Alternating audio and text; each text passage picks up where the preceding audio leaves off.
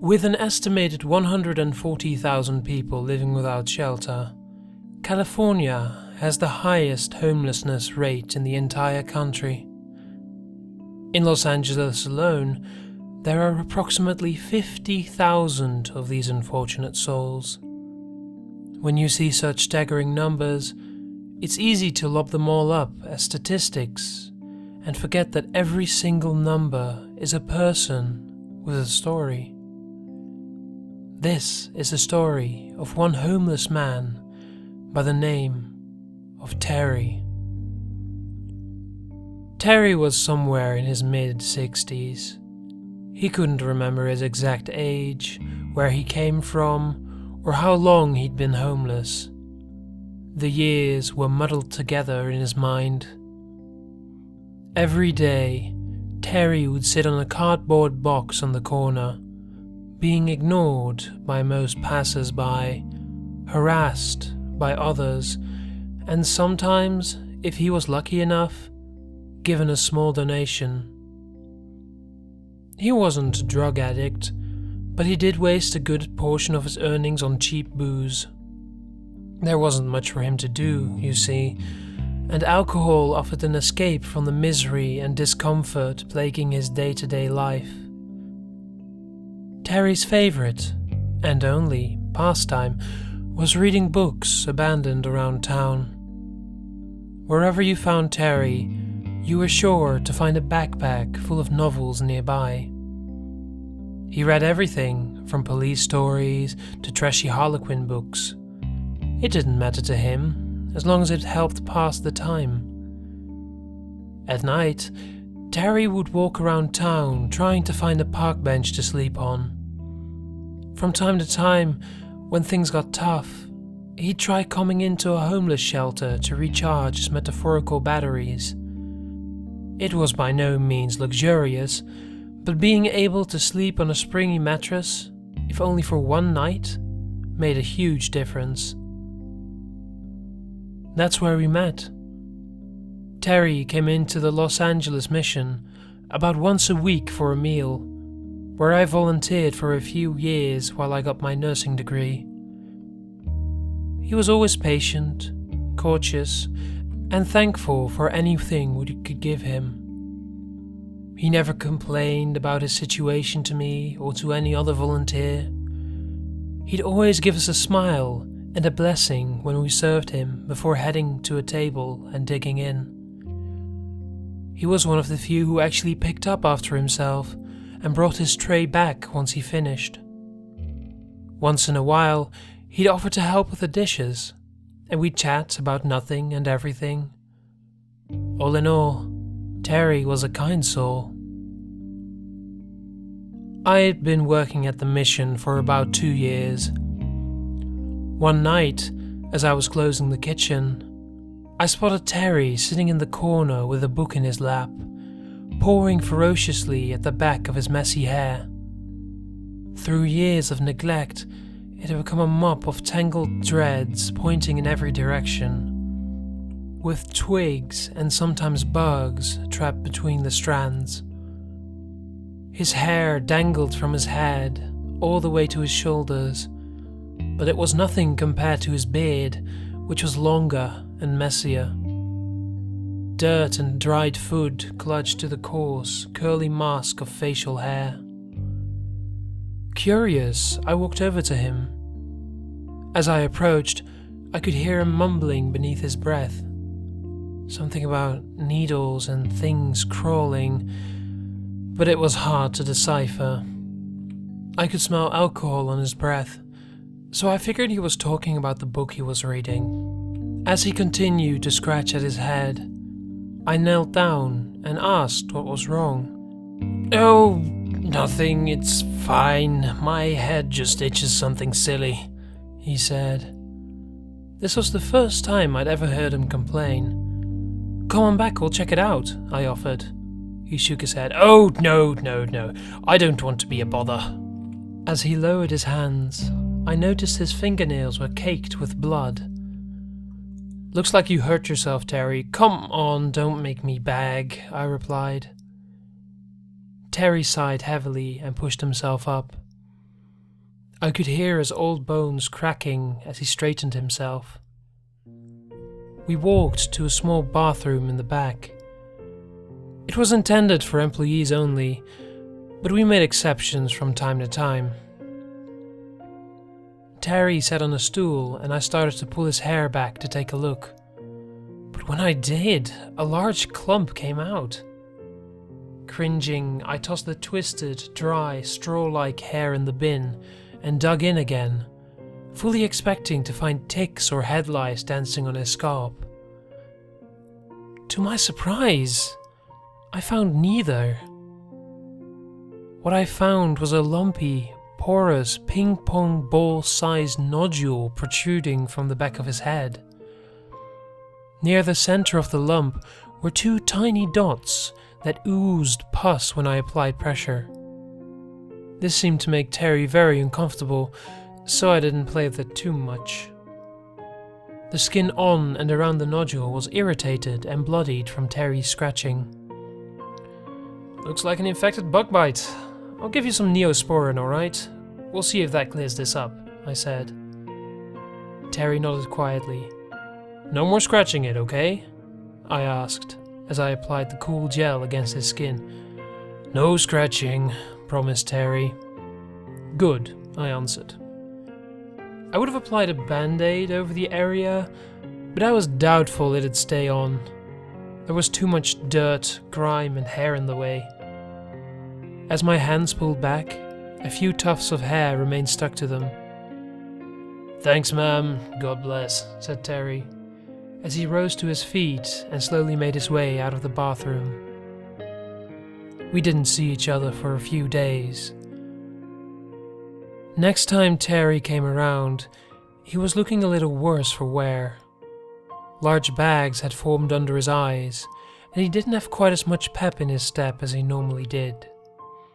He didn't smile when I served him his meal, nor did he thank me as he walked off with his plate of food. Terry sat down, opened a worn paperback, and stared at it. His eyes didn't track up and down the page. Instead, they were locked on a single spot, as though he wasn't reading at all. The change in behavior had me a little concerned, so as soon as I had a break, I joined him at the table. He'd been sitting there for half an hour and hadn't taken a single bite out of the lasagna he usually wolfed down feverishly. "Is everything all right?" I asked. He groaned and rubbed the back of his head. I could see several bald spots in his unkempt mane. Even his beard looked a little patchier than normal. "My head hurts a lot," he murmured. I remembered the bug bite and frowned. Maybe it had gotten worse? "Let's get you checked out, buddy," I offered. He didn't fight me this time, merely stood up and moved towards the bathroom. Again, I sat him on a stool and knelt down behind him. Touching his hair was horrible, not because it hadn't been properly cleaned or combed in ages, but because it seemed like every strand I touched came falling off. This couldn't be normal. After one larger clump cascaded to the ground, I spotted a long black creature wriggling about on the floor. I yelled and immediately brought my heel down on it, squashing it with a violent gush. Terry was startled by my outburst. "I'm sorry, bud, you had a worm caught in your hair. Scared the bejesus out of me," I apologized. Just a symptom of sleeping on the streets, I figured. When I finally exposed the nodule, I noticed it had grown by about half an inch. The skin on and around it was very irritated and flaked off at the slightest contact. As I examined the swollen node, I noticed 4 odd strands of hair coming out of it. Had they been there before?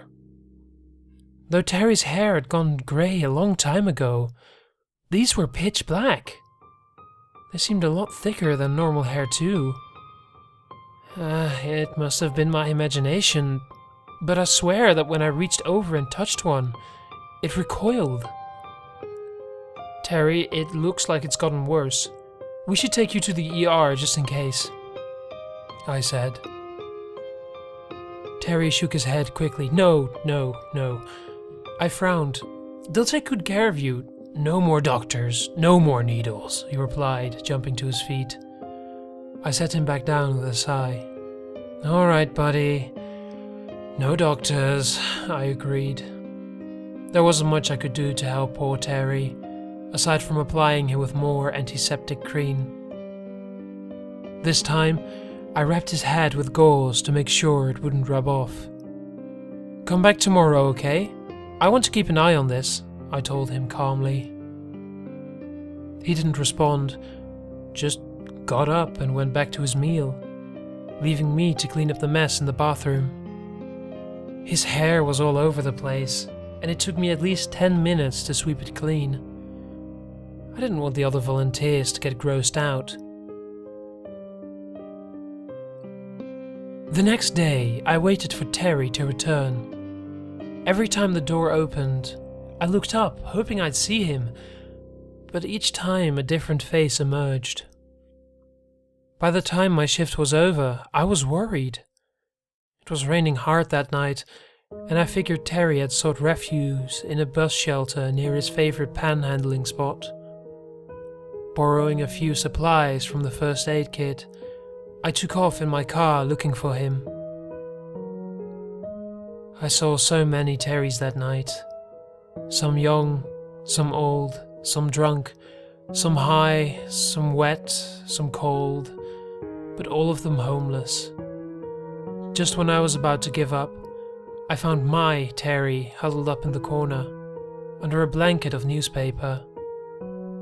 I ran out of my car as fast as my feet could take me, fearing for a moment that he was dead.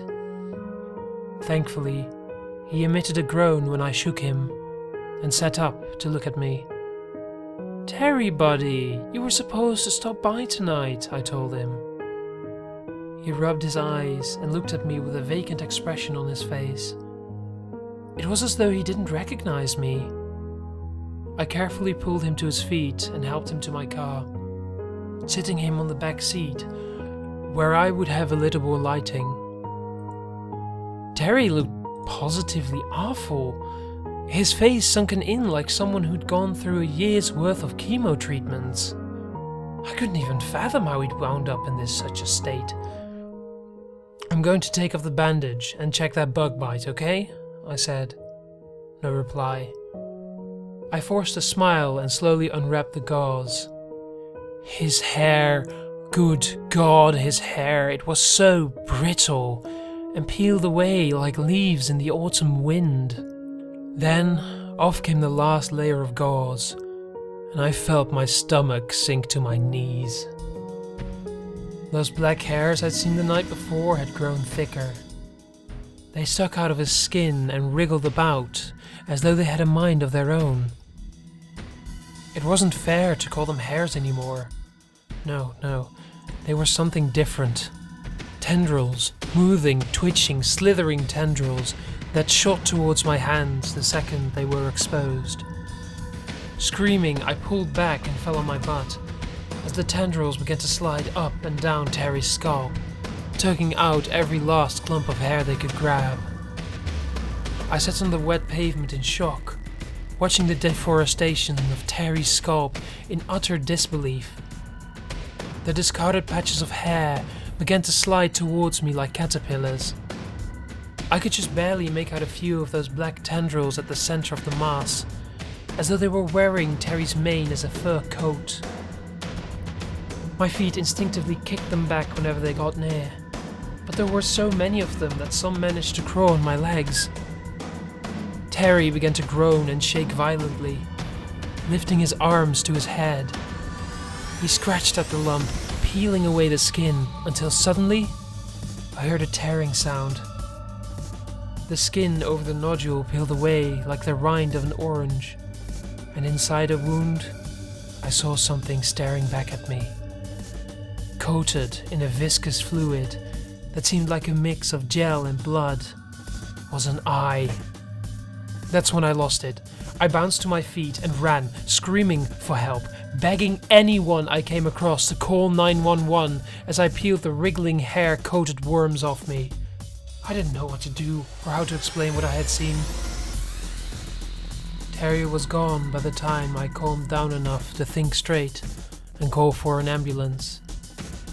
The only thing left in my back seat were a few brittle strands of hair, blood, and a bag full of books and antique beer bottles. Terry's body was found by the river the next day, his head hollowed out and a large fracture at the back of his skull. Approximately 49,999 homeless people live in Los Angeles. That's a staggering number, isn't it? It's easy to just think of them as a statistic, but don't forget that every single one of those people have a story. This was Terry's.